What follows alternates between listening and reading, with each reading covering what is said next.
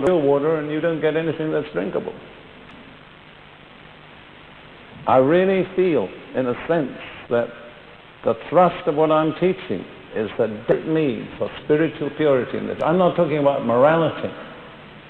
I'm talking about being a channel for God's truth and God's Spirit and not compromising to please the world.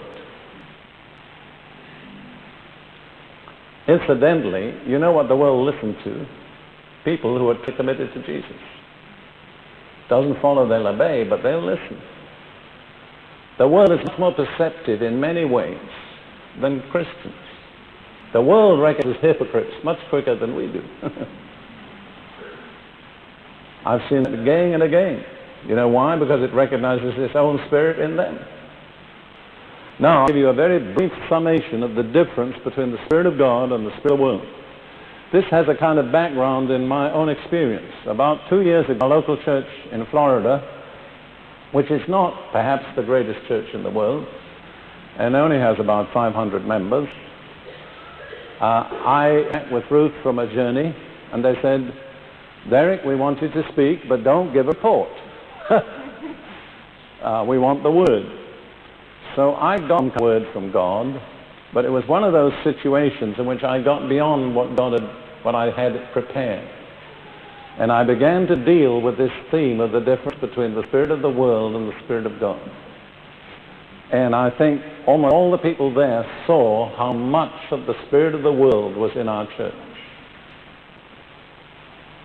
And I think they expected me to come to the end and make some dramatic appeal. Well, I know how to make appeals. But I say to myself, if I make an appeal and get them to put their hands up or say a prayer, they'll get off the hook. They'll think, well, now that's resolved it. And it won't have. So at the end I said, to tell you the truth, I don't think there's anything we can do about it. We're shut up to the mercy of God.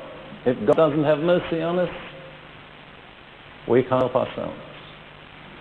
About 1 year later, we had this sovereign visitation of God in the church, where Jesus said, if you want to meet me, I'll be in the church every morning from 5 a.m. to 7 a.m. And things that we would never have anticipated. I believe that was God's response to my statement, we depend on His mercy. I don't think you can program this. I don't think you can organize it.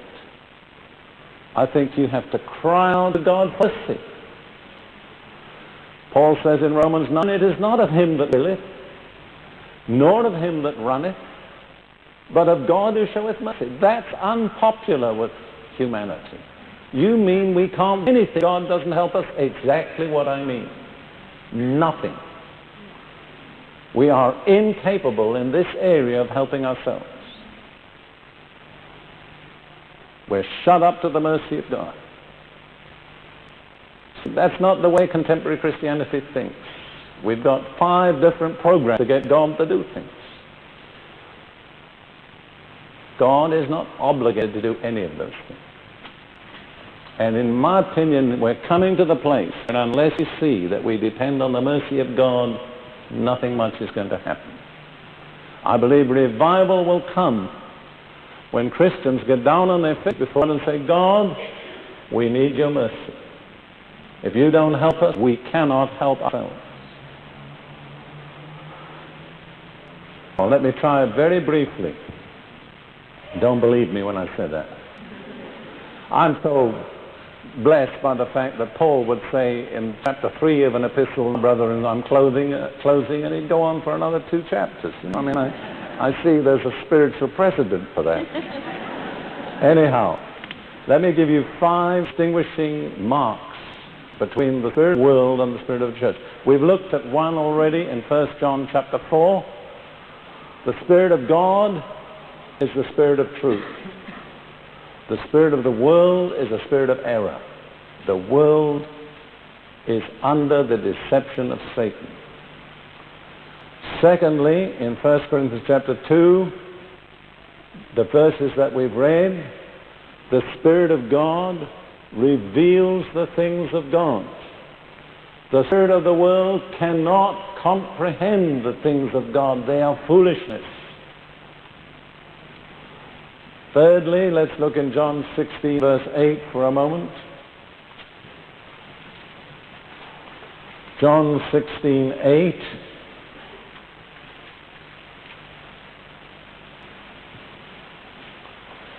Jesus is speaking about the Holy Spirit. And when he comes, he will convince the world of sin, of righteousness, and of judgment. Only the Holy Spirit can do that. Those are three invisible, eternal, spiritual realities on which all true religion is based. Sin, righteousness, judgment. And John says elsewhere, all unrighteousness is sin. Everything is either righteous or sinful. There's nothing in between. And we face ultimately the judge of God for sin and for righteousness. Now, the Spirit of God is the only agent that can reveal that to us. The spirit of the world does not comprehend sin, righteousness, or judgment. It doesn't know what you're talking about. It doesn't believe in them. The spirit of the world has a different philosophy, which is stated succinctly by Peter in 2 chapter 3 and verse 4. 2 Peter chapter 3 and verse 4. This is the mockers, the scoffers, the unbelievers. They say, where is the promise of his coming, the return of the Lord? Parousia. For since the fathers fell asleep, all things continue as they were from the beginning of creation. That's the philosophy of the spirit of the world. It's summed up in that simple statement, all things continue as they were.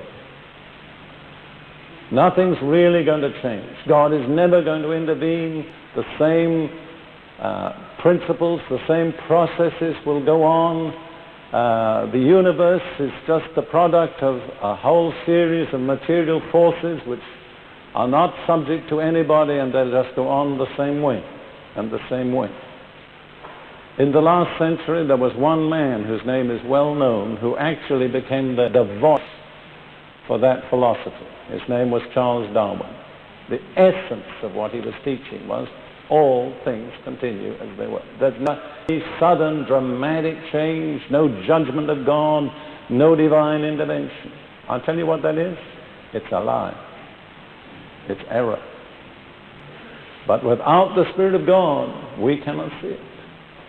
Only the Spirit of God can show us the reality of sin, the reality of righteousness, and the sure fact of judgment.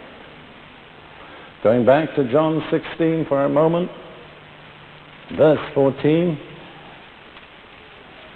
Again, Jesus is speaking about what the Spirit of God will do. John 16:14, he will glorify me, for he will take of what is mine and declare it to you. That's one clear distinguishing mark of the Holy Spirit. His aim is always to glorify Jesus. He never attracts attention to himself. The most modest, self-effacing person in the universe.